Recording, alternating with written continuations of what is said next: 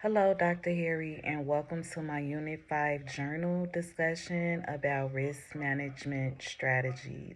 Most of the ones that I resonated with in understanding local and state laws that pertain to professional practice. I feel that that is highly critical and effective in service delivery. It will help me to remain aware of the professional, ethical, and organizational changes that are happening in my area of practice. So because things consistently change, it's just a good practice that I remain knowledgeable of those changes so I can ensure that I am providing services according to the legal standards. Another important strategy is conducting a thorough, informed consent process with clients, explaining these processes and procedures to clients, and providing them with an in depth explanation of the treatment plan, the objectives and goals for services. Further explanation of services if fees are required, if there is a designated timeline for termination, explaining those termination processes at the forefront of services is crucial. I feel that clients benefit better from services when professionals explain their roles and responsibilities and duties in the helping process. Explanation of my ethical and professional boundaries will also be crucial, along with providing them a detailed explanation of my professional limitations. And that would just be, legal limitations to confidentiality. Um, Providing clients with this information in the beginning of services is crucial, but also touching on that information throughout the duration of services is beneficial as well because it sets as a reminder for the client.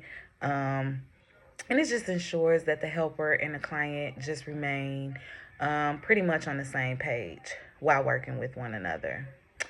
Another risk management strategy that I feel is extremely helpful is just continuing to work within the scope of practice, not reaching beyond that. And that would look like restricting services to clients that I'm actually qualified to work with, not utilizing any new techniques or interventions that I have not received adequate training or discussed during supervision and consultation with my colleagues implementing this. So, yeah, just working with clients that I'm qualified to work with and remaining uh, in my lane of what I'm actually able to do. Utilizing good record keeping practices. Documentation is critical. I feel by just practicing good record keeping during all sessions that I hold with clients, and make sure I'm safeguarding those documents according to organizational policy. So if that looks like filing paper files after each session or storing them electronically, either whatever the method is, just making sure I follow that protocol to ensure the confidentiality of the client records is crucial. Another great risk management strategy is avoiding dual relationships with clients. When you avoid dual relationships, it just, in my opinion, assures that the therapeutic relationship remains ethically and professionally balanced. That helping environment safe and professional and positive. With that, I think avoid accepting gifts from clients. I think it's best practice to absolutely thank the client for the gesture, but you definitely need to maintain your professional boundaries by just providing the client with an explanation of the professional and ethical implications that are present that prohibit you from accepting that gift, and also offer alternative options, reasonable suggestions to the client to show their appreciation for your work. And for me, that would just generally look like a positive review on the website, depending on what the gift is.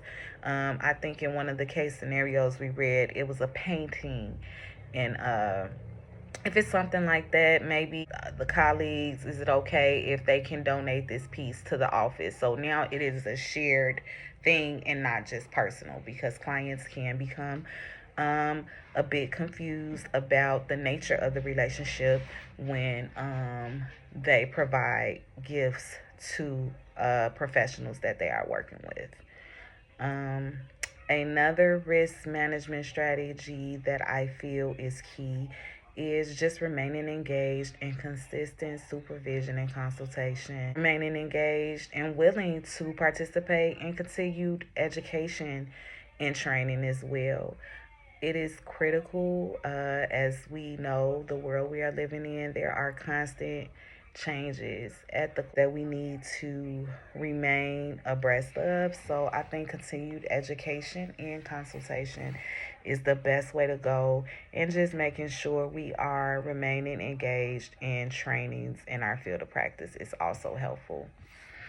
Continual self care, self reflection of my values, beliefs, and motivations for being a health. Also, that self care would look like engaging in therapy to discuss any challenges in the profession, in my professional work. And I feel like doing all of those things will help me to avoid burnout and also evaluate my motivations for remaining in the field. Because sometimes I feel that it is easy as a helper, it's easy for us to get burnt out because we're always concerned with the well being of our clients, and it's very much so easy to get lost um, and put yourself on the back burner. So I think doing those things, that consistent self reflection, and seeking professional help for ourselves, doing some therapy for ourselves is also crucial, and crucial in maintaining that we are okay and we remain in a good position to help our clients. I would implement these strategies in my personal life by maintaining my professional boundaries at all times while working with clients, while also remaining respectful of the client's boundaries. And in order to remain respectful of the client's boundaries, first off, I have to build a trustworthy rapport for them to open up and share those boundaries with me. But as the professional, I would have already, informed them of my boundaries.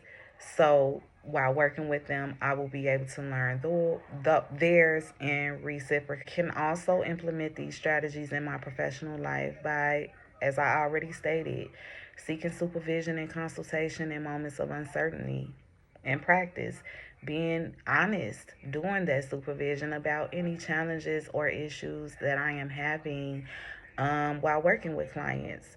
Also, understanding and utilizing the NOHS standard, guidance and support to help me navigate through any complex issues that arise, and I potentially avoid financial, legal, and professional consequences that can arise if you find yourself in an ethical dilemma. So I think all of those are key qualities: supervision, NOHS standards, consultation, self reflection, therapy as needed, to help you maintain your professional integrity in your work and avoid any legal implications that can arise from malpractice. Additionally, I think seeking individual therapy will ensure that my mental health remains stable and that I'm able to effectively provide services and support my client. When we become burnt out, judgment is off, and those are critical things that we need while working with people. Individual therapy is core as needed. Outside of working with our clients, we also have real life outside of our work, so we experience challenges as well. So it's just good to make sure we are ensuring that our own mental health is stable and where it needs to be at all times. And risk management strategies are implemented in practice. It ensures that the clients receive effective, adequate, and appropriate services. It also ensures the safety of the professional and the client, and it helps the professional remain ethical in practice. Okay, Dr. Harry, I want to thank you again for tuning in to my Unit 5 journal for risk management strategies. Thank you.